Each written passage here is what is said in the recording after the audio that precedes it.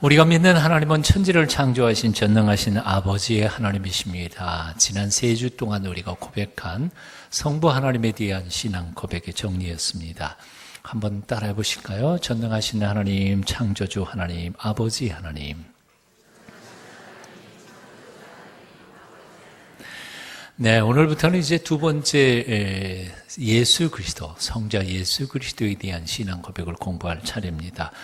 앞으로 여러 주 동안 함께 나눌 건데요. 삼위일체 하나님에 대한 신앙 고백을 영어 사도신경에서 보면 80단어로 정리를 했습니다. 80단어 중에서 성부 하나님에 대하여는 9단어, 성령 하나님에 대해서는 3단어, 성자 예수 그리스도에 대하여는 68단어, 68단어를 할애했습니다. 그러니까 성부 하나님에 대하여 7배, 성령 하나님에 대해서 23배를 성자 예수 그리스도를 고백하는 데 사용했다는 거죠. 그렇다고 해서 성자 예수님이 세 위격 하나님들 중에서 제일 중요한 분이시다, 그런 뜻은 물론 아닙니다. 아님에도 불구하고 사실은 성자 예수 그리스도를 통해서 성부 하나님, 성령 하나님을 배워간다는 사실만큼 틀림없는 사실입니다. 무슨 얘기인고 하니, 하나님은 우리의 눈에 보이지 않는 영적인 존재이기 때문에 우리가 공부해서 연구해서 논리적으로 사고하고 해서 하나님을 알아가는 것은 아니라는 거죠. 그래서 영이신 하나님을 알기 위하여 우리에게 주어진 하나님의 귀한 선물이 바로 하나님이 직접 사람이 되어 오신 예수 그리스도, 성육신 하신 예수 그리스도, 그분을 통해서만 성부 하나님이 어떤 분인지, 성령 하나님이 어떤 분인지를 알 수 있게 된다는 것입니다. 이것을 가르쳐서 신학적으로 조금 딱딱한 표현인데요. 기독론적 신관이라고 표현합니다. 즉 예수 그리스도 그분을 통해서만 우리는 하나님이 어떤 분인지, 성령님이 누구이신지를 알게 된다는 사실입니다. 오늘 본문 요한복음 1장 18절에서도 그래서 이런 사도행을 이렇게 기록하고 있습니다. 본래 하나님을 본 사람이 없으되. 하나님 본 사람이 있습니까? 손 들어 보실래요? 이단이에요. 믿을 필요 하나도 없어요. 모세도 하나님을 봤다고 기록하지 않았어요. 거기에 모세도 가시덤불 가운데 불 붙는 것을 보고 하나님이 임재를 보고 느끼고 음성을 들었을 뿐이지 하나님을 보지 못했습니다. 이사야 6장에도 성전에서 예배드리다가 이사야가 하나님을 배웠다 그렇게 표현하지만 그 배웠다는 것은 상징적인 표현이지 진짜 하나님 배웠다는 건 아닙니다. 이 썩어질 인간의 육신의 눈으로 하나님을 뵙는 순간 아마 우리는 그 영광스러운 하나님의 존재 앞에 녹아버릴지도 모릅니다. 레이저 광선에 녹아버리는 것처럼요. 그러니까 하나님 보고 살아남은 사람은 있을 수가 없습니다. 사도 요한의 고백은 그래서 옳은 겁니다. 본래 하나님을 본 사람은 없었습니다. 하지만 아버지 품속에 있는 독생하신 하나님이 나타내었느니라. 즉 사람이 되어 오신 예수 그리스도, 그분을 통해서 우리는 하나님이 어떤 분인지를 짐작하고 배워간다는 뜻입니다. 오스카 쿨만이라고 하는 신학자는 이렇게 표현했습니다. 기독교 신앙의 출발점과 중심점은 언제나 그리스도에게 있다. 예수님에게 있어요. 예수님을 모르면 기독교 모르는 거예요. 예수님을 알아야 기독교 신앙이 무엇인지 핵심을 알 수 있는 거죠. 칼 바르트도 이런 표현을 했습니다. 당신이 그리스도에 대하여 말해 보십시오. 어떻게 생각하는지. 그러면 나는 당신에 대하여 말하겠습니다. 무슨 얘기인가 하니 예수님에 대하여 어떤 고백을 하느냐에 따라서 그 사람의 신앙의 색깔, 그 사람이 딛고 있는 신앙의 기본이 무엇인지를 자기는 알아낼 수 있다는 거죠. 예수님에 대한 신앙 고백, 이것 위에 우리의 신앙의 색깔, 신학, 이 모든 것이 달려있다는 겁니다. 아주 중요한 것이죠. 그래서 예수님께서는 십자가 못 박기 바로 얼마 전에 제자들을 데리고 저 조용한 가이사라 빌립보에 가셔서 제자들에게 물으신 겁니다. 사람들이 나더러 누구라고 하더냐? 엘리야라고 합디다. 세례 요한이라고 합디다. 듣지도 않으신 예수님께서는 그들에게 이렇게 물으십니다. 너희는 나를 누구라고 하냐? 나를 누구라고 하느냐? 너희는 나를 누구라고 말하겠느냐? 어떻게 고백하겠느냐? 나는 너희에게 어떤 존재이냐? 나는 너에게 어떤 의미를 가지고 있는 존재이냐? 대답해보라는 것이죠. 2000년 전에 가이사라 빌립보에서 제자들에게 질문했던 이 질문은 지난 2000년 역사, 기독교 역사를 내려오면서 모든 신앙 앞에 서 있는 사람들에게 계속 질문하고 있는 겁니다. 예수 그리스도 그분은 누구이신가? 너는 나에게 뭐라고 나에 대하여 고백하겠냐? 나는 너에게 어떤 의미이냐? 질문을 하고 계십니다. 오늘 이 아침에도 그 질문을 주님께서는 우리에게 하고 계십니다. 여러분들은 어떻게 대답하시겠습니까? 앞으로 몇 주간 동안 우리가 예수 그리스도에 대하여 공부하면서 나는 여러분들이 입에서 자신 있게 그리고 분명하고 확실하게 당신은 내게 뭐뭐입니다 라고 확실한 믿음의 고백을 할 수 있게 되기를 축원합니다. 그런 사람만이 진정한 참된 예배자일 수 있고 내 예배를 받으시고 예배 가운데 오셔서 내게 은혜를 주시는 그분이 누구이신지를 확실하게 아는 사람만이 진정한 하나님이 받으실 만한 영적인 예배를 드릴 수 있을 줄로 믿습니다. 이 믿음이 중요한 것이죠. 자, 그렇다면 예수 그리스도 그분은 누구이십니까? 오늘의 주제는 이겁니다. 그분은 하나님의 외아들이십니다 하는 고백입니다. 이것이 바로 사도신경이 두 번째 줄 첫 번째 단어로 나오는 겁니다. 나는 그의 외아들이신이라고 표현했습니다. 예수 그리스도는 누구냐? 하나님의 외아들이십니다. 독생자이십니다 라고 고백하는 것입니다. 예수님이 하나님의 독생자라고 하는 고백은 무엇을 의미하는 것일까요? 로흐만이라고 하는 사람이 세 가지 해석을 했는데요. 그 중에 오늘 저는 한 두 가지만 여러분들과 나누면서 적용을 한번 해보려고 합니다. 첫째, 예수님이 하나님의 외아들이시라고 하는 것은 무엇을 의미하는가? 로흐만은 이렇게 표현했습니다. 그것은 하나님과 그 외아들이신 예수 그리스도가 특별한 관계, 밀접한 관계를 가진다는 것을 의미한다. 이렇게 설명해가지고 여러분 어렵죠? 저도 어려웠으니까요.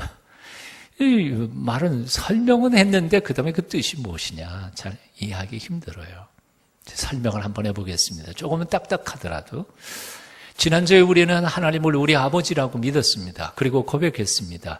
하나님이 우리 아버지신 거 믿으시죠? 그러면 나는 하나님의 아들인 거 믿으십니까? 아니죠. 딸은 딸이니까. 나는 하나님의 딸인 거 믿습니까? 믿으십니다. 자, 그렇다면 나도 하나님의 아들이고 예수님도 하나님의 아들이고 뭐 동급이네요? 그렇게 말할 수 있겠습니까? 그럴 수는 없다는 거예요. 그럴 수는 없다는 거예요. 같은 의미, 차원이 다른 의미라는 겁니다. 로마서 8장 15절에 보면 이런 말씀이 있습니다. 너희는 다시 무서워하는 종의 영을 받지 아니하고 양자의 영을 받았으므로 아바 아버지라고 부르짖느니라. 로마서 보니까 우리가 하나님을 아빠라고 부르는 배경이 거기 설명이 되어 있어요.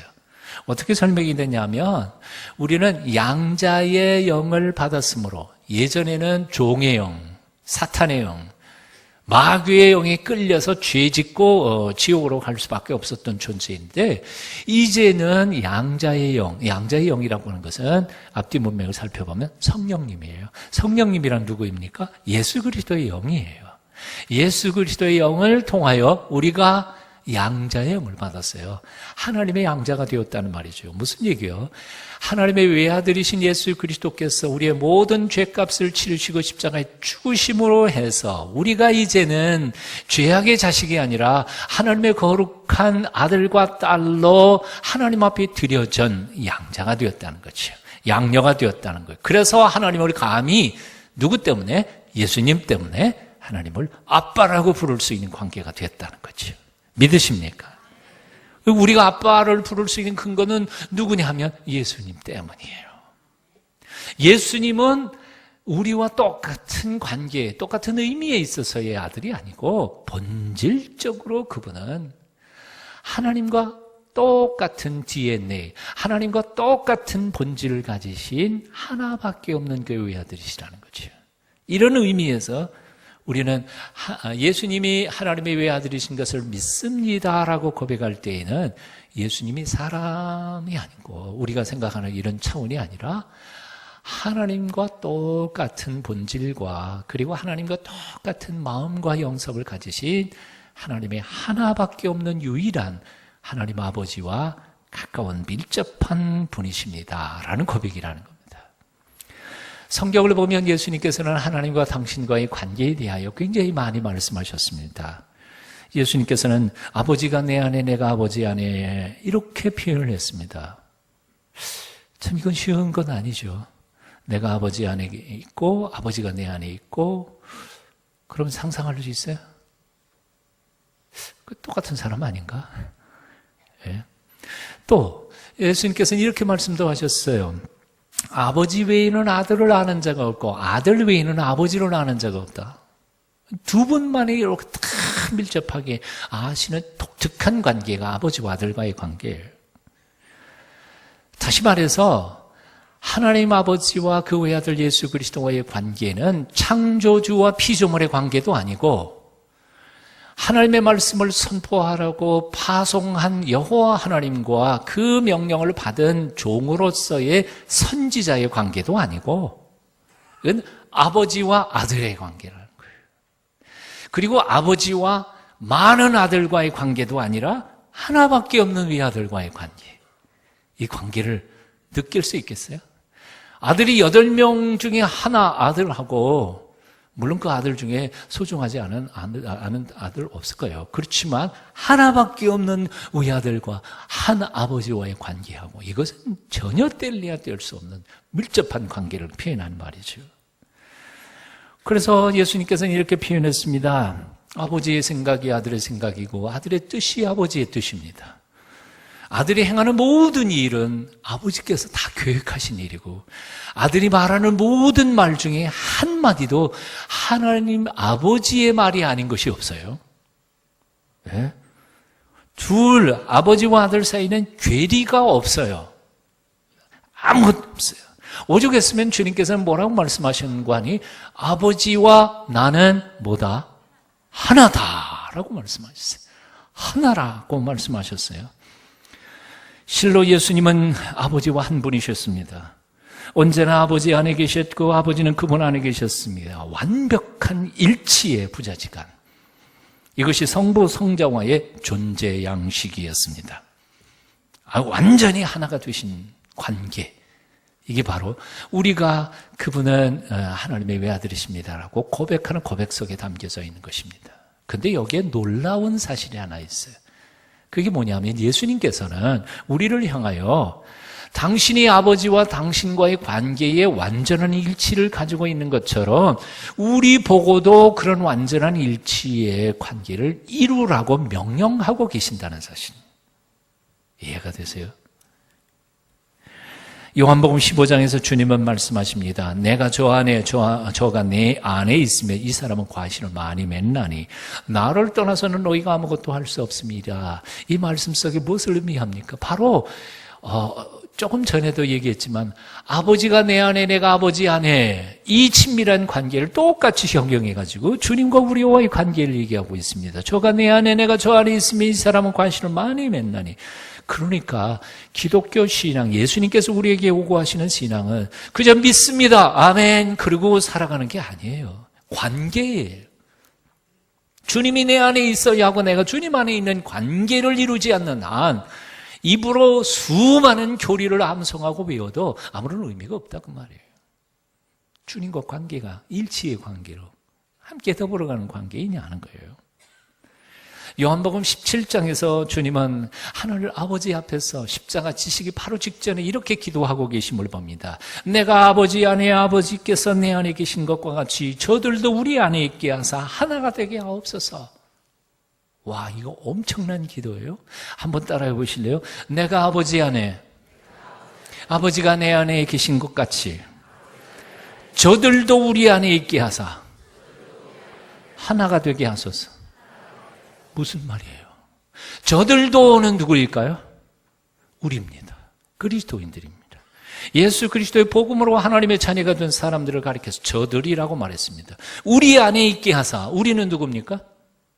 하나님 아버지와 그 아들이신 예수 그리스도, 그분을 우리라고 표현했습니다. 지금 왜 이 요한복음 17장은 아버지 앞에 기도하고 있는 내용이니까 그래요. 아버지요, 아버지가 내 안에 내가 아버지 안에 있는 것처럼 저들도 우리 안에 있게 하사 하나가 되게 하옵소서. 이게 요한복음 17장의 대제사장의 기도의 핵심이란 말이죠. 놀라운 거 아니에요? 얼마나 놀라운 얘기입니까? 즉 다시 말하면 우리가 하나님은 예수 그리스도는 하나님의 하나밖에 없는 외아들이십니다라고 하는 고백 속에 첫 번째 메시지는 바로 이런 것입니다.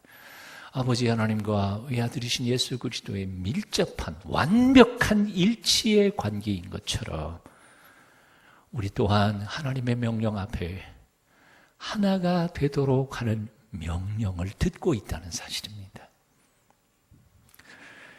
사랑하는 여러분, 우리 주님께서 그렇게 간절히 소원하셨고 또한 그렇게 간절히 기도하셨던 것처럼 하나님 안에서, 예수 그리스도 안에서 저와 여러분이 하나가 되기를, 세상 앞에서 믿는 그리스도인들이 믿지 않는 사람들과 하나 되게 하도록 화목해 하는 역사를 감당하는 주의 백성들이 다 되시기를 축원합니다.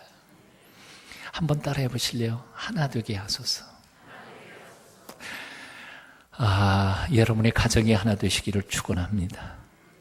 여러분의 직장에서 하나 되게 하는 사역을 감당하는 여러분들 되시기를 축원합니다. 교회 안에서 여러분들 모든 관계들이 성령의 은총으로 하나가 되기를 축원합니다. 여러분, 행복한 부부가 어떤 부부일까요? 하나 되는 부부죠. 뭐가 하나 돼요? 마음이 하나고 생각이 하나고 취미가 하나고, 그러면 행복한 부부 되는 거죠. 남편은 요거 좋아하는데 부인은 그거 싫어해요. 부인은 이거를 싫어하는데 남편은 그걸 너무 좋아해요. 그 부부가 행복한 부부겠어요? 남편은 산으로 올라가고 부인은 낚시질을 하고 바닷가로 가고, 이게 별로 행복하지 않을 것 같아요. 안 그래요? 안 그런가 보네요. 행복한 부부란 취미가 같고 생각이 같고 뜻이 같은 거죠. 남편의 생각이 아내의 생각이고 아내의 기쁨이 남편의 기쁨이고, 이런 부부가 행복한 부부인 줄로 압니다. 제가 아는 어떤 부부는요, 그랬습니다. 남편이 너무 잘났어요. 총각이요. 너무 잘났어요. 그래서 그 총각에게 반했어요. 예수 안 믿는 아가씨가. 그 총각이 그 아가씨와 결혼을 할 때 이렇게 약속을 했습니다. 저는 지금 직장도 좋은 직장이지만 돈도 좀 잘 벌지만 나는 여기에다 내 인생 걸고 싶지 않습니다. 한 몇 년만 이 직장 다니다가 저는 신학교 갈랍니다. 그리고 선교사 하나 목사 할 겁니다. 그래도 좋겠습니까? 그러니까 이 아가씨가 어떻게 했을까요? 자기는 예수 믿지 않지만 그래도 좋다. 왜? 신랑이 너무 좋으니까. 그래서 결혼했습니다. 3년 뒤엔가 신학교를 가려고 그러는데 부인이 반대했습니다. 죽어도 못 돼. 약속 안 지킨 거예요. 사람이라는 게 믿을 게 못 돼요. 죽어도 안 된대요. 그래서 언제까지 죽어도 못 간지 아세요? 60이 넘어갈 때까지 신학교 못 갔습니다. 60이 넘어가서야 이젠 뭐 은퇴할 때 됐으니까 돈 벌 것도 별로 없을 테니까, 그래서 신학교 가기를 허락을 했던가 봐요. 그래서 늦게 신학교를 갔어요. 제가 옛날에 시무했던 교회 한 안수 집사님의 얘기예요. 지금은 장로님 되셨습니다. 근데 그분을 만날 때마다 행복하지가 않으셔요. 내가 가는 길은 이 길이 아닌데, 사랑하는 아내를 위하여 자기의 의견을 꺾지는 않았지만, 자기의 의견을 꺾고 산지만 하나도 행복하지 않아요. 소명의 길이고 가야 할 길인데 사랑하는 아내를 위해서 안 가면서 한평생을 산 인생이 행복할 리가 없죠. 미국에서 유학 올 때 우리 집사람하고 약속한 게 있습니다. 월요일마다 등산 가기로. 월요일은 목사들이 쉬는 날이니까 산에 올라갔을까요? 왜요? 갔지요. 한 두어 달은 잘 갔어요. 근데 월요일 날 또 불러내는 사람들도 있고, 목사들이 월요일 쉰다 그러니까, 여기 불러내고, 저기 불러가고, 그러다가 보니까 못 갔지요. 그러다가 서울 올라와가지고, 저도 건강에 어려움을 겪다가 보니까 할 수 없이 기회가 생기니까 검도를 시작했습니다. 얼마 후에 내가 너무 좋아서 우리 집사람한테 얘기했습니다. 여보, 나하고 검도하자. 그랬더니 우리 집사람이 어떻게 했을까? 산에는 안 올라가고, 자기 좋아하는 산에는 안 올라가고, 지 좋아하는 검도만 하잔다. 입장을 바꿔놓고 생각해도 좀 섭섭했을 것 같아요, 내 생각에. 몇 달을 튕기다가 남편 사랑하니까 그 하기 싫은 죽도를 들고 지하실로 죽도 내려왔어요. 저 양반이 5년, 6년 그래서 하고 자기 하기 싫은 검도를 한 거죠. 너무 고맙죠. 미안하기도 하고요. 여러분 어때요? 행복한 부부라는 뭐예요? 네, 같은 생각 가지고 하기 싫지만 사랑하는 사람에게 기꺼이 포기하고 함께 더불어 같은 길을 가는 사람이 행복한 부부라고 생각합니다. 인생에 있어서 가장 행복한 사람이 누구라고 생각하십니까? 인생의 주인이신 하나님 아버지의 뜻대로 살아가는 사람이라고 믿습니다. 하나님 아버지의 뜻이 내 뜻이고 하나님 아버지께서 기뻐하시는 게 내가 기뻐하는 것이고 하나님 아버지께서 그렇게 간절히 성취하기를 원하시는 그 일이 나의 평생의 사명이 되는 사람이 있을 수만 있다면 하나님과 내가 그렇게 한일치된 그런 길을 걸어갈 수만 있다면 그는 평생의 위대한 사람, 행복한 사람이 될 줄로 믿습니다. 그것을 가리켜서 예수님께서는 바로 아버지가 내 안에 내가 아버지 안에 있다는 관계로 설명하신 겁니다. 사랑하는 여러분, 여러분의 삶 속에 하나님이 원하시는 것이 여러분이 원하시는 것이 되기를 축원합니다. 여러분의 뜻이 하나님의 뜻이 될 만큼 하나님과 나 사이에 이 사이클이 잘 맞춰져서 내 생각했는데 그게 하나님 뜻하고 딱 맞는 그런 삶을 살아갈 수만 있다면 얼마나 신기하고 묘하고 얼마나 위대한 일이겠어요. 그리고 전능하신 창조주 하나님이 당신의 생각하고 똑같이 살아가려고 몸부림치고 애쓰는 사람에게 하나님이 어떻게 기적을 행하지 않으시겠어요? 하나님과 완전히 일치된 괴리가 없는 하나됨의 삶을 이제부터 살기로 결단해 보십시오. 하나님 책임져 주실 줄로 믿습니다. 예수 그리스도가 하나님의 외아들이시라고 하는 고백 속에는 두 번째 중요한 의미를 또 담고 있습니다. 럭만이라고 하는 사람은 이것을 사역과 연관짓니다. 이렇게 설명하지요. 복잡한 얘기는 안 하겠습니다. 여기 써놓은 것도 있는데 얘기 하나께 설명을 해볼게요. 하나님 아버지, 그 외아들을 얼마나 사랑하셨겠어요? 그 외아들이신 예수 그리스도께서 하나님을 얼마나 사랑했겠어요? 이 부자지간은 뗄래야 뗄 수 없는 정말 아버지의 뜻이 아들의 뜻이고 아들의 생각이 아버지의 생각이만큼 똘똘 뭉쳐진 사랑의 한 뭉치죠. 한 몸이에요. 그런데 놀라운 사건이 터집니다. 그것이 뭐냐 하면 그토록 죽도록 사랑하는 아들을 하나님께서, 아버지께서 어디로 보내요? 죽으러 사지로 세상으로 보낸단 말이에요. 너 가라. 그런데 그 아들은 어떻게 해요? 예, 갈게요. 그러고 와서 죽어요. 즉 다시 말하면 하나님 아버지와 아들이신 예수 그리스도와의 관계는 둘만 좋은 관계가 아니더라는 거예요. 둘만 똘똘 뭉쳐서 우리끼리 행복하게 잘 살자 그러고 끝나는 관계가 아니라 오히려 두 분의 그 사랑의 관계는 고통받는 인류, 고통받는 우주를 구속하기 위한 사명의 자리로 그게 죽음의 자리일지라도 아들을 내모시면서 너 가라 하고 사명의 길로 내보내시며 죽는 자인 줄 빤히 알면서도 아버지의 마음을 알고 순종함으로 예수 그리스도는 세상으로 내려오신 관계라는 거죠. 오늘날 한국 사회의 가장 큰 문제가 뭔지 아십니까? 혈연 중심, 이기적 사랑 때문에 문제입니다. 얼마나 많은 똑똑한 사람들이요. 남들은 다 군대 보내놓고 자기 아들은 안 보내요.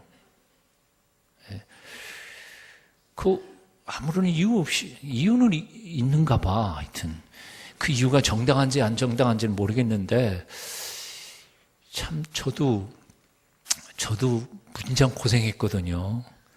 최전방 영하 30도 40도 되는 전방에서 3년 동안 이 깡통 계급장 달고 죽도록 고생을 했는데 그 사람들이 왜 안 보내나 그러고 억울할 것 같아요. 억울하지 않겠어요? 그런데 모든 아버지의 마음은 사실은 다 같아요. 내 자식만큼은 안 보내고 싶어요. 보내고 싶은 사람 누가 있겠어요? 그럼에도 불구하고 그 부정, 이기적인 부정, 내 새끼인데 하는 혈연적인 이 정을 떼면서까지 내가 가야 할 길이면 가야 된다고 보낸 게 하늘 아버지의 당신의 외아들에게 대한 명령이셨던 거죠. 그리고 그 아들, 아버지 품성에서 할 수만 있거든 안 갈 수도 있는데, 아버지 권력 이용해서, 아버지 돈 이용해서 얼마든지 안 갈 수도 있는데 갈 길이면 가야 된다. 사명의 길을 간 그 아들의 순종, 이것은 얼마나 위대한 일이냐.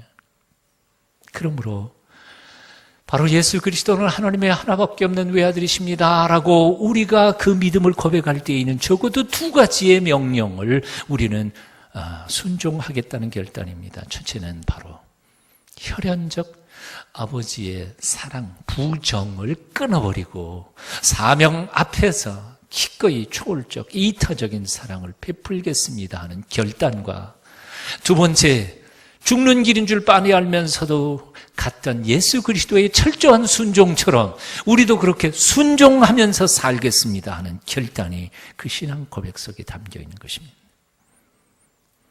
예수님께서는 이렇게 말씀하셨습니다. 아버지께서 나를 이 세상에 보낸 것처럼 나도 너희를 세상으로 보내노라. 우린 명령받은 사람들입니다. 그 예수 그리스도, 그분이 죽으심으로 내가 구원받았다는 사실을 믿으십니까? 그 예수님이 하늘 아버지의 자신의 부정을 끊고서라도 그 사랑하는 아들을 죽이러 이 세상에 보내주신 하나님의 구원의 섭리의 결과였다는 사실도 믿으십니까? 그렇다면 우리도 예수님의 길을 걸어가야 합니다. 아버지께서 예수님을 보내셨던 것처럼 주께서 오늘도 우리를 세상으로 보내고 계십니다. 세상으로 나아가십시오. 주님처럼 섬기십시오. 주님처럼 그렇게 살고 주님처럼 그렇게 죽으십시오. 버네프 목사님은 이렇게 표현을 했습니다. 예수 그리스도께서 우리를 당신에게 부르실 때 그분은 이렇게 말씀하신다. 와라, 와서 내 안에서 죽어라. 예수님의 부르심은 살기 위한 부르심이 아니라 그분 안에서 우리 자신의 자아를 죽이는 부르심이라는 겁니다. 그분 안에 여러분은 죽고 온 세상이 다시 사는, 그래서 온 세상에 사는 그 속에서 여러분 자신도 다시 부활하는 놀라운 기적을 경험하는 여러분 다 되시기를 축원합니다. 기도하겠습니다. 하나님의 유일하신 아들 예수 그리스도시여, 그 온전하신 일치와 교제를 배우기를 원합니다. 그 온전하신 순종의 삶을 배우기를 원합니다. 예수님을 닮아 그렇게 아름다운 하나님의 아들로 딸로 살다가 주님 오라 하실 그때 천국에 들어가는 저희가 되도록 우리를 붙잡아 주시옵소서. 예수님 이름으로 기도합니다. 아멘.